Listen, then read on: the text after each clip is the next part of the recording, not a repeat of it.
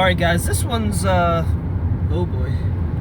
Oh, that car crashed. I'm driving through the mountains right now, and it just rained pretty hard, so looks like a car crashed up over there. But yeah, so this topic is in regards to, I guess, somewhat of a common theme now that I'm seeing, obviously because of the inflation. There's a lot of, obviously, comparison between now and what happened in the past, and I just figured I'd comment on it since I grew up during that time. I'm a young Gen Xer. I'm actually technically an Xennial. It's like 77 to like 1981 birth year. But so here's one thing that I've kind of noticed what people are doing, and it's kind of interesting to see how, I guess, kind of history's distorted, and that's one thing that I'm learning a lot about, is that a lot of the history that we're taught is just not right. It's not accurate. But this is something kind of interesting where people compare, what people made in the 1980s and 1990s, to now, and they kind of compare, standard of living and things like that, and you can't legitimately do that because the culture was so different back then. And I'm talking about just kind of like the home culture, the personal finance culture, just the way that people spent money was significantly different back then. We live in a completely different society right now, and I will say, society started really changing for the negative. I would say around like 1995, 1996 is when I started seeing personal finance, personal spending, how it really changed, and it changed for the worse. And that's where I think it's kind of funny to see how people like to compare. It's like, we had the same spending habits back then, and we did not. 1980s definitely was old school. It was definitely more common where you saw households where the mother didn't work. It was just the father that worked, and the mother took care of the household, and she generally kept good eye on the finances of the home. She was the one that did the grocery shopping and always trying to find deals and using coupons and things like that. I mean, I can attest to that. My mom was very good at that. My mom was always looking for deals. She spent the weekends going to multiple grocery stores using coupons to get, the best deals. I remember my mom used to love coming home so excited, talking about how she got like $200 worth of groceries for $40, things like that. And when we were younger, unfortunately, we didn't appreciate things like that. She would come home very excited, and we were, just kind of like, oh, great, big deal. But now you can kind of appreciate it more. But yeah, but back then it was definitely just a different time. If you had siblings, and if you had like multiple like boys or girls, it was very, very common in the 80s up until about this was up in the 70s as well, but I'm talking about just when the time started changing. But this was during a time where, clothes were passed down to the younger children. So it was very common for, the clothes that my brother wore, they would be passed down to me, and I would wear them. And here's the kind of like a kind of an interesting fact during that time. It was often used where the mother would sew patches or iron on patches. It started off sewing on, but then they moved into the iron on patches. But if let's just say my older brother ripped his pants, it was common for the to put patches onto the either the shirts or the pants. And you'll see that in the 70s particularly. A lot of the jeans had patches on them. So we weren't a throwaway society back then. We very much, when we bought stuff, it was for the long haul.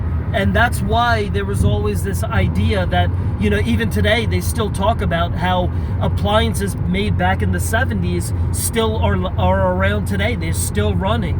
And that's the way that the society was. Even with cars, the family would buy one car. It was usually one car, and then obviously it started changing in the 90s, where the mom started working more and the family needed two cars. But when the family bought a car, it was never an idea of like, oh, after 4 or 5 years we're going to get rid of it. It was basically you're going to keep it for the life of the vehicle, and then when the vehicle got old, significantly old, where I'm talking about 15, 20 years old, they would get rid of it then. But even then, it was one of those things where unless the car was really in need of a lot of repair, they would keep it. And that was the interesting thing too.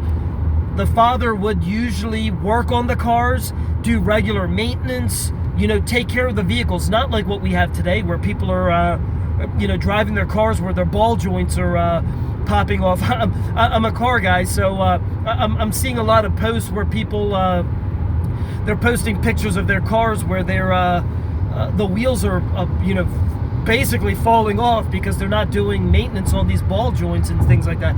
But the point is that it was very, very common on the weekends that the father and the children would work on the cars. They would mow the lawn. It was the weekend was the time to do chores and things like that. Not like today. We don't do that today. So you really can't compare how people lived back then to how we live now. So that's where people get it wrong. And another interesting fact about the older times, 80s, 90s, 70s, 80s, and 90s, if you couldn't afford a car to finance it within 36 months, you couldn't afford the car. There was no, I'm going to get a 4-year, 5-year, 6-year lease. Financing. It was like if you couldn't qualify for a loan at a 36-month term max, you couldn't afford the car. And that was also why back in those days, if someone drove a Mercedes or a BMW or some of these nicer cars, you knew that they had money because they legitimately either had to pay for it cash or finance it, or there was leasing was an option back then, but that was really more for business owners. That was more of like if you had a business expense. Of course, people were buying BMWs and Mercedes back then as business expenses. So yes, they were leasing them, but not like the way that we are today, where really anyone can go out and buy a BMW. That's why they're really not premium vehicles anymore. But as we progressed up until the mid 90s, and then it started, definitely by the late 90s, we became a throwaway society. It basically was like, we really didn't take care of things like we used to, and we were always kind of, definitely the culture started shifting for the latest is the greatest. So when cars were kind of getting older, you just get rid of them and get the next one. And a neat thing about it is during those times, we were living in that era where the newer things that were coming out were better. I mean, they were definitely 90s cars, we all know that. I mean, it's common knowledge that 90s vehicles were still built to be very reliable and to last for a very long time. It was just the major change that happened was we started using more plastic in the vehicles, particularly bumpers and mainly that kind of stuff. Bumpers, maybe interior trims. Definitely we started seeing that migration over to no longer using metal. We were starting to use plastic. The badges on the vehicle used to be metal.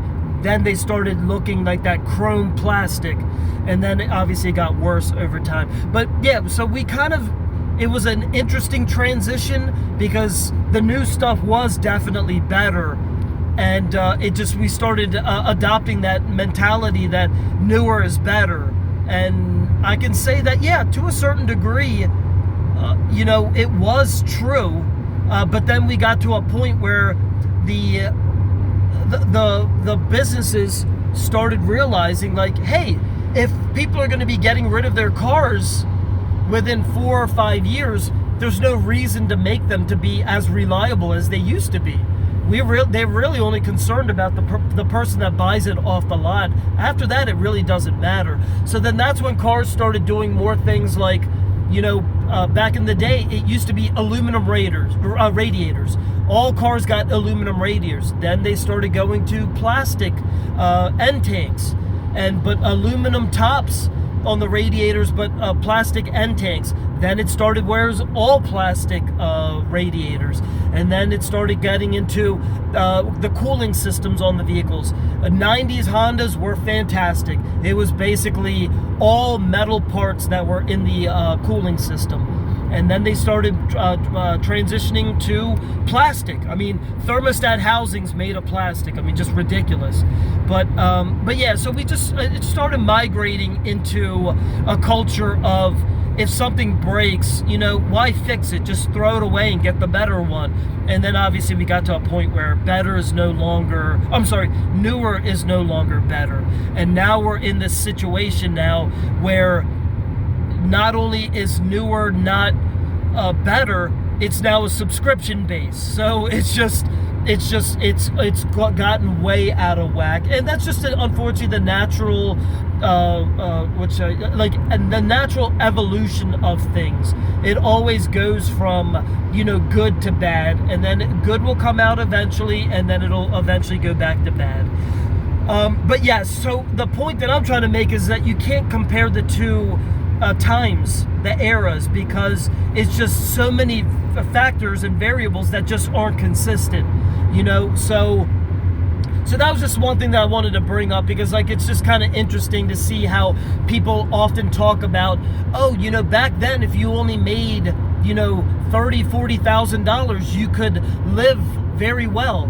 Yeah, people lived very well, but they weren't indulging in things like Uber Eats, unlimited messaging, unlimited data on your cell phones, and getting new cell phones every 1 or 2 years, and getting Netflix subscriptions and new shoes all the time. It was never like this. This is a completely different culture where we're always looking for the next thing, whereas back then we didn't do that. So the way that we live now, it was the way that the wealthy lived, not the way that the average person lived.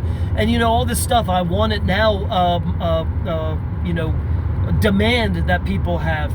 If you're going to want it now, you're going to have to pay money. And guess what? If you're going to start spending your money on all of these things, making $40,000 is not going to go far. So yes, inflation has happened, but also in addition to that is people, their spending habits are just ridiculous. You can't live like this. You can't be going out and buying Starbucks and all this stuff. These are all luxury items, and it is the reason why the average person has ultimately dug a big hole for themselves where they think that they deserve it. You don't deserve it. You can't, if you're on a fixed income, you can't buy these things. And so that's kind of where we are, and it's just sad because most people, particularly younger people, don't understand this, or maybe they don't even want to understand it. One thing I've learned is that a lot of people don't want to know the details and the facts. They just want to push a narrative. And yes, have the dollar deflated? Absolutely. But if people were to live the way that we lived back then, where we mowed our own lawns and we did all this stuff, we bought stuff, and we kept it for a long time, and we didn't have to try to impress other people and stuff like that, people can definitely live better than what they are now.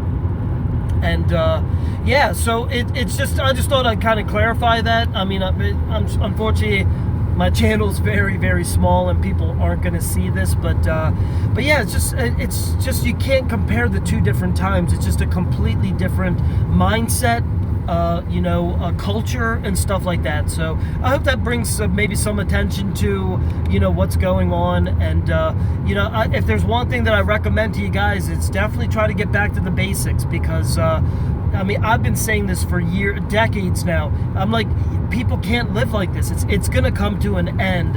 And it looks like it's coming to an end now. And, it can only last for so long. So just thought I'd give you from a perspective from someone that actually lived through it and can compare the two sides. And like I said, I saw this. I remember people started, leasing vehicles. They were definitely pushing leasing in the late 90s. I remember that. And then, of course, 4-year financing, 5-year financing, and then it started going into the 6-year, 7-year, 8-year stuff. So yeah, just thought I'd give that perspective. All right, bye.